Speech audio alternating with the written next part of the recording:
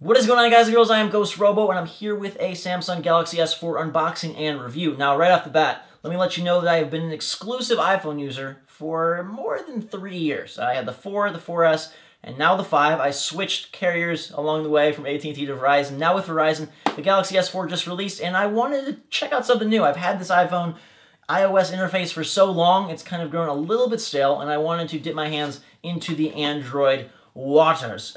So we're going to open this bad boy up and see what it has to deliver. Now, it is a Verizon phone. It is an unlocked phone. I wanted to be able to swap SIM cards, so I got this unlocked, and I will swap the SIM cards, check it out, and let you guys know what I think. Right off the bat, though, you can tell that the screen is much bigger. The overall phone is bigger. It is lighter, though. This is a plastic back versus the full, whatever you call this, kryptonite, carbonite, aluminum awesomeness. And I do naturally like the aluminum better, so we'll just have to see. Form factor is going to play a role in my preference as well as just functionality. The Galaxy S4 is here. I'm going to check it out, swap the SIM cards, make sure that works okay, and get back to you guys with some impressions.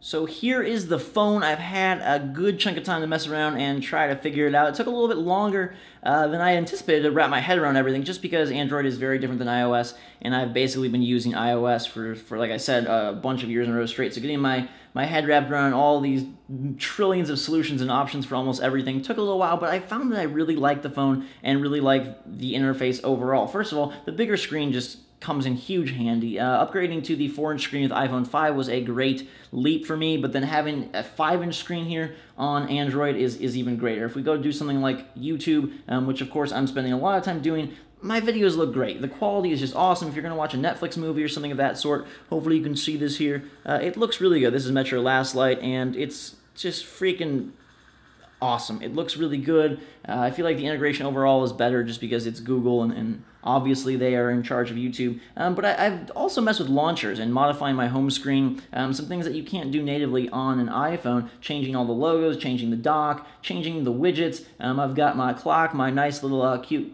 cartoon cloud weatherman. I have my email right here on the home screen. I've got my YouTube subscriptions. I can scroll through the videos. I can pick one and just watch it directly. A couple things that I've found a little bit difficult, transitioning app to app, deciding, okay, what am I going to use for Twitter here? Because my Twitter, what's nice about Twitter on the iPhone is that the buttons are at the bottom, but for the Twitter client here, I can't move them. If I want to use a different Twitter client, like I've been messing around with this Falcon Pro, that's pretty cool. It works all right as well, but it doesn't seem to scroll as fast as I would want as the native Twitter client does. I just am finding little things that are different. I don't know if they're necessarily worse or better, but just a process, a migration to go from everything Apple iPhone App Store to Google Play Store. A lot of things do carry over. One that does not, though, is messaging. Messaging has been a nightmare. I have a family of iPhone users, and trying to get group messaging to work, trying to get emojis to work, trying to find an app that does both. There's definitely apps that do emojis, definitely apps that do group messaging,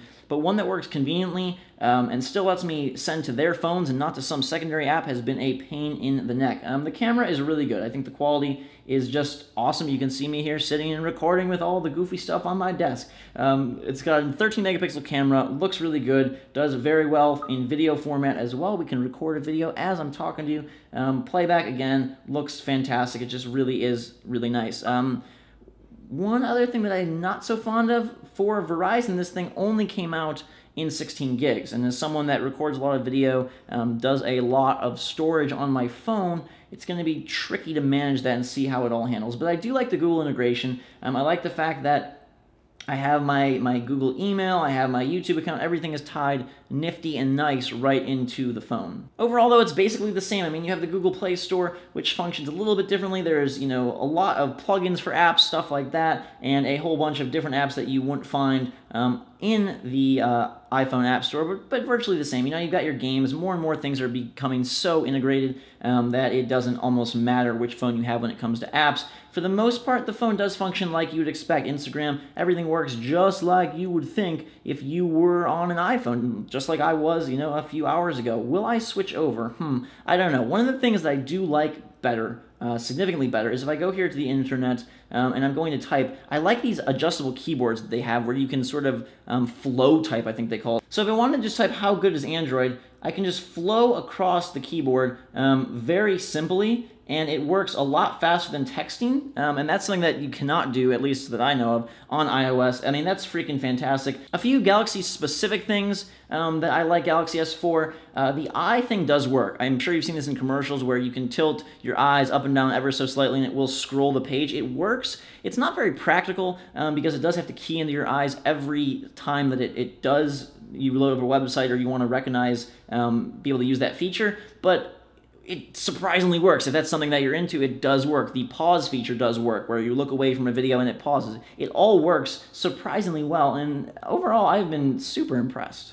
So I decided to record the wrap-up of this video directly on the Galaxy S4, check out the quality of that, and overall, I think it's pretty darn cool. You know, it definitely took me way longer than I expected to make the transition as someone who has used iOS, iPads, iPhones, MacBooks, everything for the last 3.5 years consistently. A change was kind of crazy. I definitely don't want to have to swap back and forth just because it's kind of a brain burner. Like, it's possible, of course, there's definitely more similarities than at first blush, but you know, I'm sure for somebody going from Android to iOS, it's just as confusing, at least for the first little bit, and I would probably prefer to stick with one over the other. Will I transition? I don't know.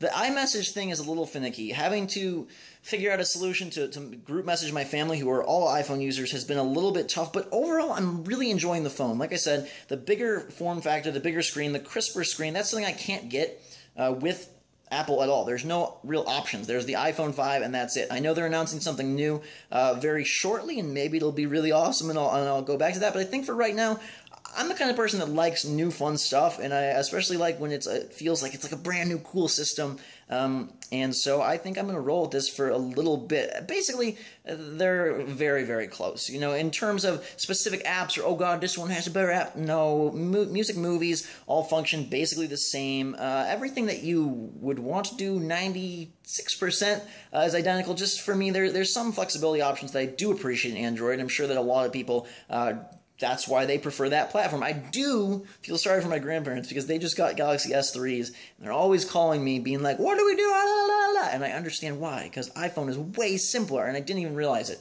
I had no idea that the platforms could be as diverse as they are. And while they are similar, there's a lot of interface differences that could cause headaches, and I think that it's a lot.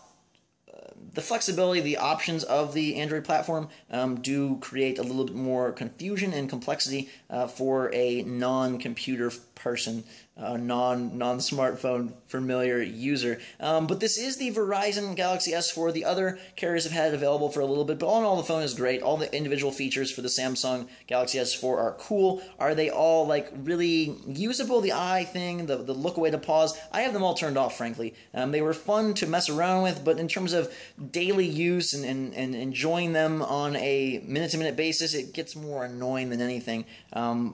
But it's a great phone. I definitely recommend the phone itself. In terms of the platforms, you know, that boils down to personal preference. And again, as someone who's switching over, or at least maintaining both, I don't think I can get rid of my iPhone 5. I would feel so sad inside. But in terms of the phone itself, it's really good. In terms of the overall UI and all that, I'm getting used to it and really liking it. I think it's been a fun change of pace for me, and I look forward to exploring it more and seeing what little morsels of extra fun and performance I can get out of it. So I hope you enjoyed this video.